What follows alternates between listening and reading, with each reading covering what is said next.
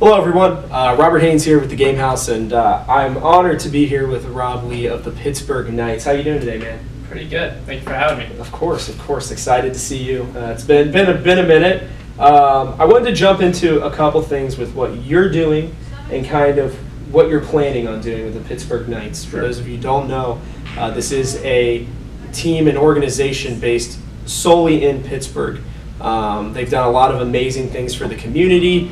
They've really established themselves as an up-and-coming organization, and we're going to talk a little bit about that. So let's start at the beginning. I know you and I talked back in September, but when did the idea for the Pittsburgh Knights really kind of get started, and how? So the Knights started as a brand that was kind of... I've had a background in being a creative director and brand runner, video producer in the content space in esports for quite some time. Yeah.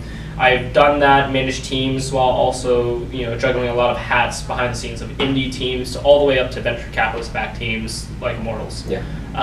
So I actually had the Knights as part of a package because I used to work for or consult for another venture capitalist backed team or angel investor backed team, however you want to define it, that was looking to be rebranded. And I had come up with a couple ideas, and the Knights had stuck out to me just because a lot of teams and brands weren't capitalizing on archetypes or identities. Absolutely. Because unfortunately, esports brands just were made by 17-year-old kids that thought acronyms were awesome and had no identity except for like winning. Yeah. Was accepted, but branding and archetypes and all of that, it's an art form. Absolutely. So if you, and what I mean by that is if you, let's take the Renegades as an example, or as a brand that I created. If you win or lose, Renegades wins because they win because competitively they're the underdog all the time. They lose, it was to be expected, but you're like the outcast, right? You feel that. So it's all about embodying the brand and fans doing that and joining you along the road, because compared to traditional sports and esports, it's just more intimate. Absolutely. But yeah, so it started years back when I had like this booklet of information that I wanted on a brand, down from colors, different types of ways that we could do it. I pitched it to that venture capitalist company, and they didn't like it. They didn't want it. They tried it with their basketball team a long time ago, they said, and they didn't like it. And I was like, this is esports, it could work. Tried to pitch it to a different team, they didn't bite. So I always had it in the back of my mind that I wanted to do it one day. Yeah. So I had like a lot of months and time put into this, and off time, free time, that I just kept on railing at it, like what would be cool about it. So I came back home, and I'm from the city of champions, city of bridges, and I wanted to take what I had worked on for years and apply it to the city that I was raised and born in. So the Knights branding is extremely flexible. I aim for the heroic archetype, very much the opposite spectrum of a misfit, a renegade, Misfits Gaming. Yeah. On the opposite side, where it's like kind of like the Captain America brand, Absolutely. Where you feel good. Like I do think that everyone can connect with at the core person of somebody's heart, they're a good person, right? That they want to be a good person. Absolutely. So I built it around that. It's also memeable, right? Jedi Knights of the Nine, Game of Thrones, Knights, North. There's a lot of different white knighting. So I made it very flexible for that, and we wanted to pick something that you can embody. So let's say there's a mascot. Yeah, I'm looking at you, Misfits. But like the knight can be anybody. It's unigendered. It can be literally anybody as long as you're a good person, and that's what I wanted to kind of build around and tag that with the city. I mean, there's sports teams like the Steelers and the Penguins, and I'll just talk about their branding a little bit. They're stoic, they're humble. We don't have cheerleaders. We're not fancy, flashy, but we just get the shit done. Yeah, absolutely. So that's what I wanted to tailor to. I was like, Pittsburgh Knights fits. It's great. Absolutely. Let's roll with it. They always ask me about the lion logo. I'm like, do you guys know that like Knights have family tabards, right? Absolutely. Like the family heraldic flag. So I'm like, ours is a lion. Let's go, pride. But yeah, that was another reason that we stuck behind that logo.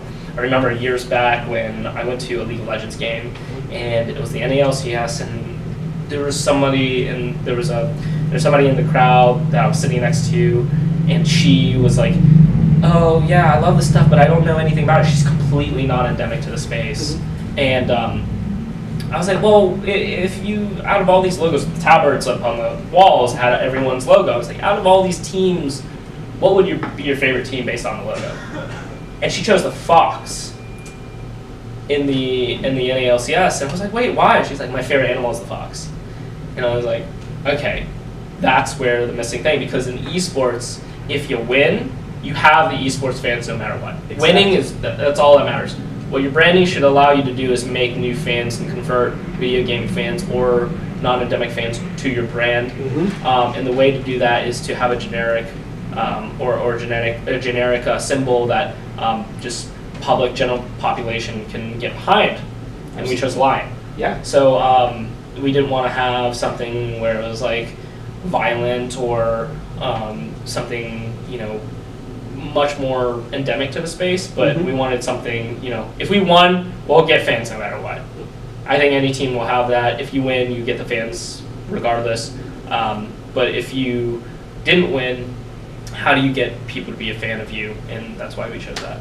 Yeah, no, and that makes a lot of sense, and I think it's something we actually touched on a long time ago. We had an article come out about, why are there not more mascots? Yeah. And it's because it's hard, like what is a team like TSM, what would their mascot be? Yeah. And being attached to something like that, I think is a great point, and that's why every team in traditional sports kind of focuses around that. Let's talk about Pittsburgh. Okay. So why did you think bringing a team, geolocating a team, as we're hearing a lot right now, with the Overwatch League, and there are talks in, I believe it's China right now for League of Legends. There's a lot of different people trying to figure out, does this work for esports? While you guys aren't necessarily having teams here in Pittsburgh just yet, the idea is to. So what drew you to that? Not just because it's your city, but what was the idea that you thought that this could be something that could work? So it's a mixture of the culture that's kind of embedded here and the culture that kind of translates to the rest of the world. Esports is global. It's a global language. I can't throw a football to my friend in Korea, but I can jump on the same server and play PUBG with him. So with the culture being here, I think it's like one of the very few cities that people don't like bat an eye at when someone goes to church with a Steelers jersey. So sports culture is like huge here. It's weird. So when I got back and I took a year off from esports, I went to a Steelers game, and I always hear this.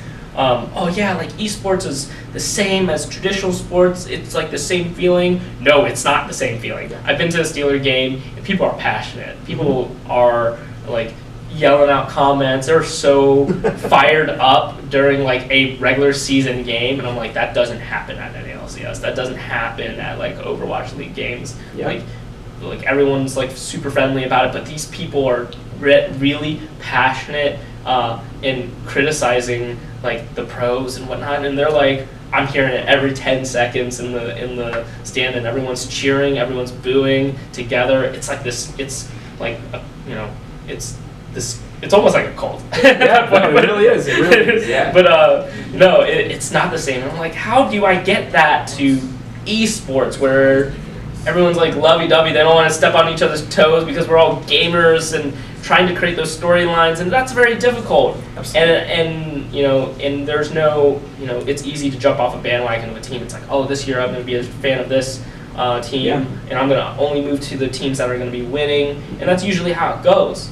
But in traditional sports, like even when the teams suck, you're part of it. So because you're part of the city, that's where you live. That's why geolocation is so important, because you always have those dedicated fan bases, and and not only from like the loyalty side, but from a business standpoint too. Like, regardless of if we lose, like there's always going to be like the black and gold fan of it. So yeah, that's why Pittsburgh. Yeah, Pittsburgh is just incredible. Like, it has such a huge global brand too. If you're not a Steelers fan in this region, in America, Mexico is like huge for Steelers fans. I did not know. And like, it's like that's the next one. I saw this map of like all the NFL teams and like what states were fans of what. Like, we also have like not just like Pennsylvania, like half of it, or like most of Pennsylvania. There's bits of pieces of Ohio a little bit, like in the counties and whatnot. But Mexico is all Steeler fans, and there's like Steeler bars around the world, and in like Asian countries, they are on the Pittsburgh bandwagon too, because it's just such a global brand. Yeah. So by that, I wanted to attach myself to it from the city. Black and gold, the colors are huge in Asia. Yeah. It's a sign of like bouginess, you know, but yeah, that's we mix it all into one pot, and out came like the baby of the Knights.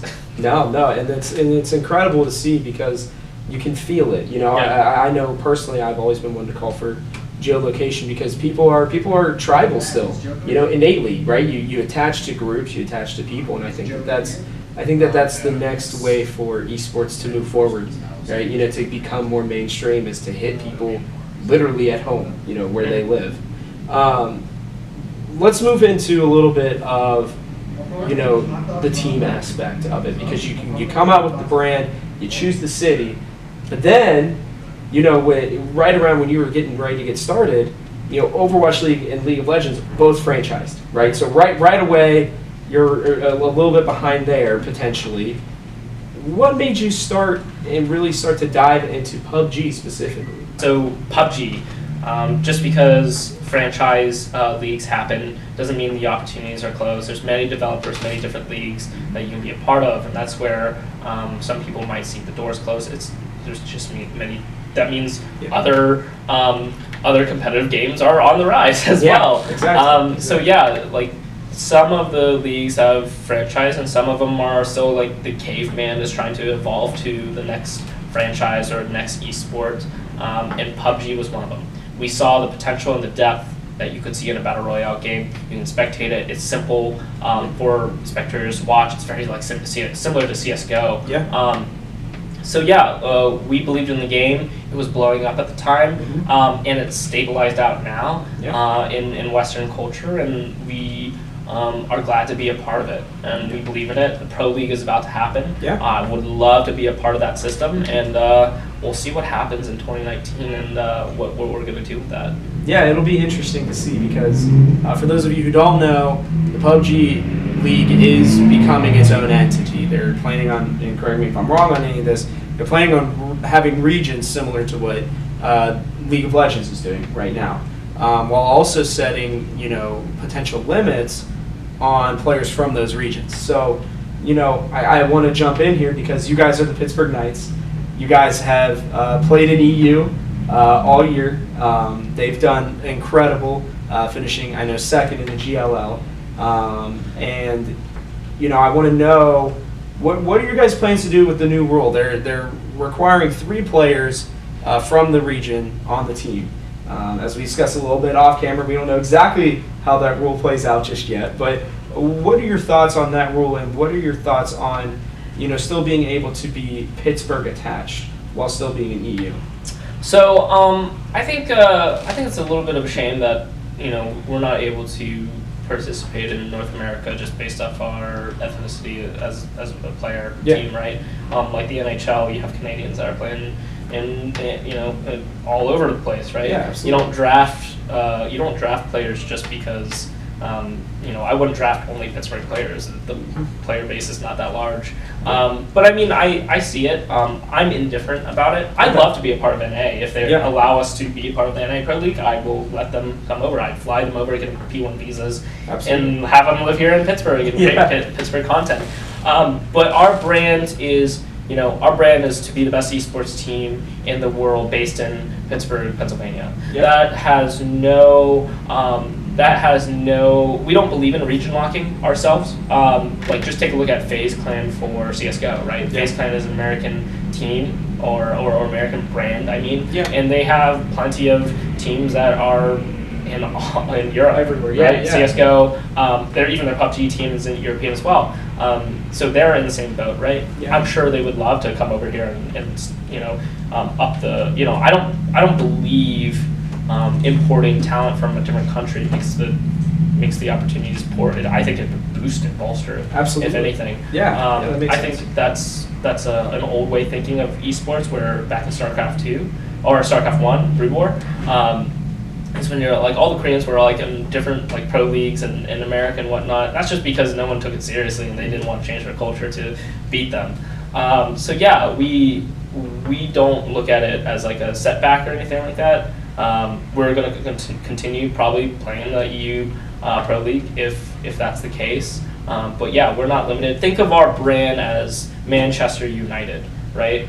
Manchester United is not like stuck to like one thing. No. They have plenty of teams all over the place, and that's the same thing that we're going to do, man. So. Yeah, no, absolutely. I think that the soccer or football way of doing things when coming to team ownership and organization is really the structure that esports seems to be intentionally or unintentionally going around.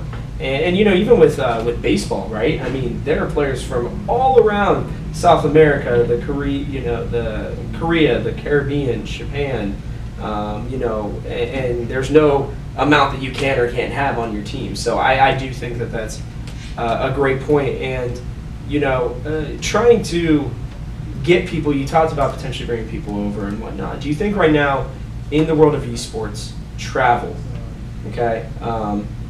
Travel seems to be a huge issue in discussion, right? So with geolocating teams, people are wondering, especially for things like the Overwatch League, are the players going to be able to handle travel, all that kind of stuff? With somebody like Voxic living here right now, right, in Pittsburgh, has been traveling to Europe back and forth. I know you do it as well, but as a player, do you think for him it's been manageable? Do you think this is something for esports that's manageable? Traveling consistently. I think it's manageable. I mean, how we kind of do it, we try to prep accordingly. Mm-hmm. The only thing that you have to really worry about travel is one, if he's gonna miss some practice time. Yeah, absolutely. That's obvious. He's gonna have to practice there. That's not too big of a deal because he can practice at the tournament facility. Yeah. But the biggest one has always been come up of jet lag. Because everyone in America, there's about like 3-hour difference from coast to coast, but when you're going to Europe, that's like 9 hours, 8 hours. Yeah. So we plan accordingly. We say, hey, a couple days in advance, start thinking that you're in Europe. So we'll go to sleep or stay up as however we need to be to adjust our time schedule, and then when we get on that flight, we're able to already adjust. And when we get there, it's like it never happened.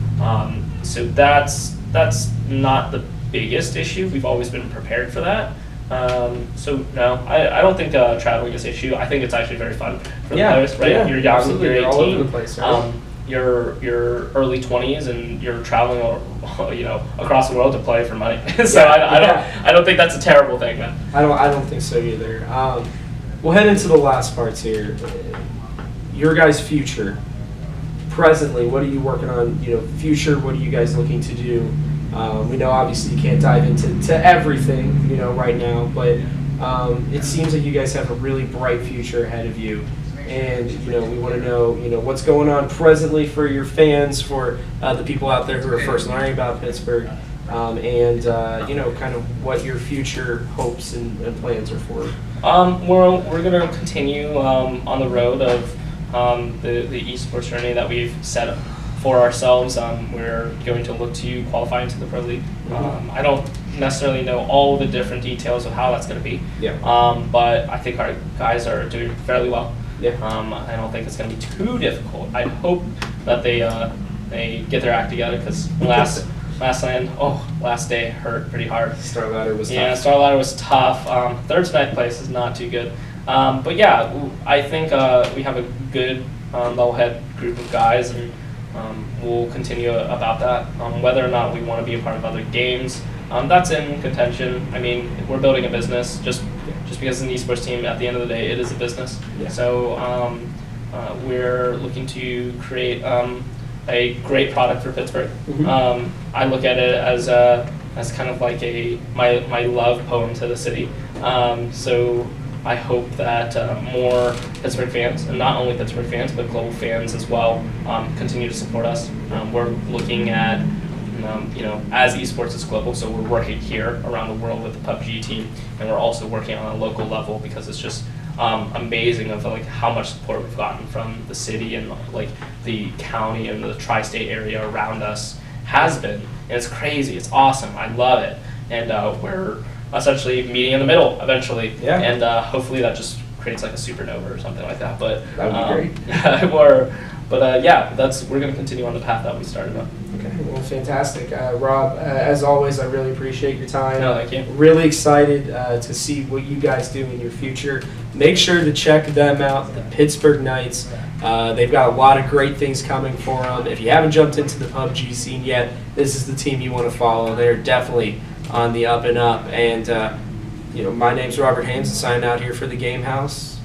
Probably Leonyx, CEO of the Knights. But thank you. Until next time, guys. Yeah. If you liked that, hit the subscribe button for more interviews and other great sports and esports content. Make sure to also like us on Facebook and follow us on Twitter to stay up to date on all the news from your favorite sports and esports players and teams. From our house to yours.